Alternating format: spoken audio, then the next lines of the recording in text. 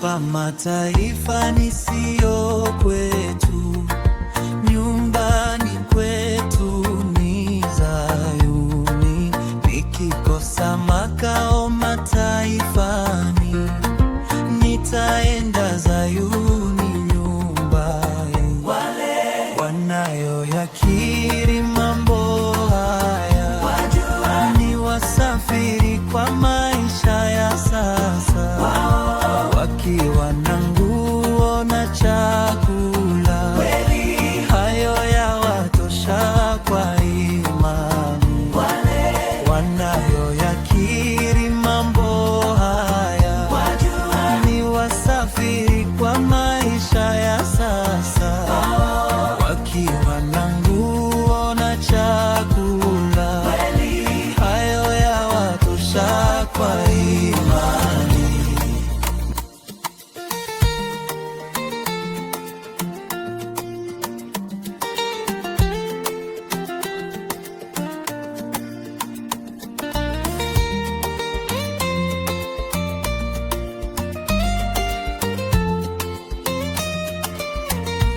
Maisha ya sasa ni mafupi, tutaishi Zayuni milele.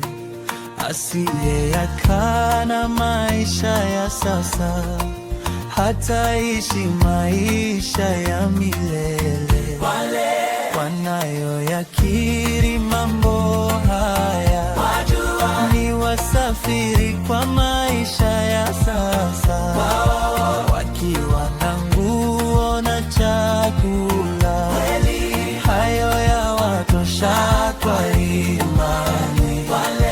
Wanayoyakiri mambo haya ni wasafiri kwa maisha ya sasa, wakiwa na nguo na chakula, hayo yawatosha kwa imani.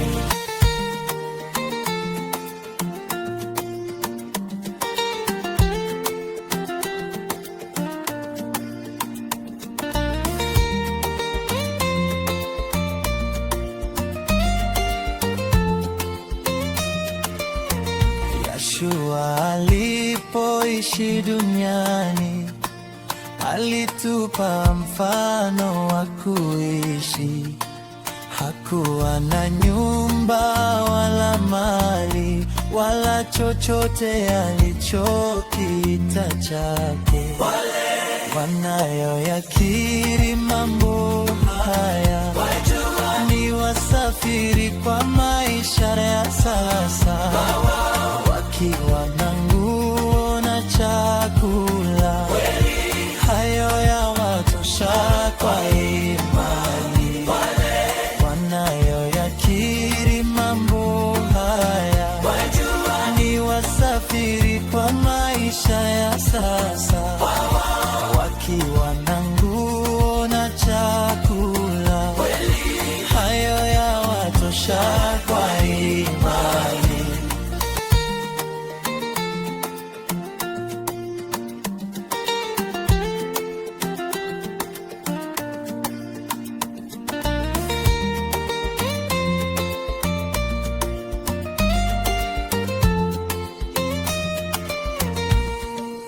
Masumbufu ya maisha ya sasa imewakosesha wengi na imani.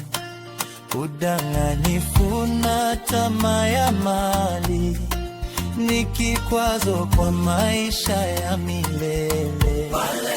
Wanayoyakiri mambo haya ni wasafiri kwa maisha ya sasa, wakiwa na nguo na chakula, hayo yawatosha kwa imani. Wanayoyakiri mambo haya ni wasafiri kwa maisha ya sasa, wakiwa na nguo na chakula,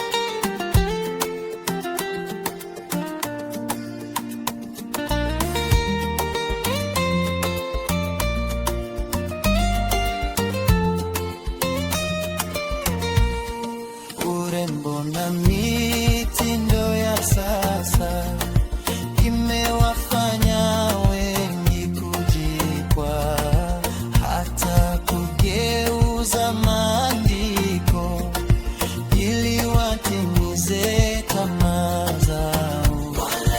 Wanayoyakiri mambo haya ni wasafiri kwa maisha ya sasa, wakiwa na nguvu na chakula, hayo yawatosha kwa imani. Wanayoyakiri mambo haya ni wasafiri kwa maisha ya sasa, wakiwa na nguvu na chakula, hayo yawatosha kwa imani.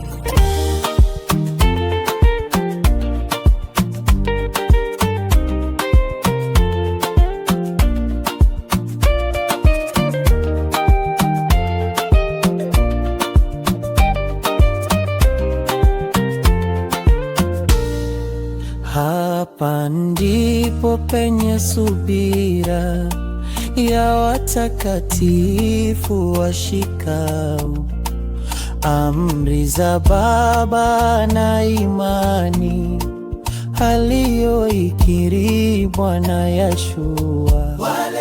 Wanayoyakiri mambo haya ni wasafiri kwa maisha ya sasa, wakiwa na nguvu na chakula, hayo yawatosha kwa imani.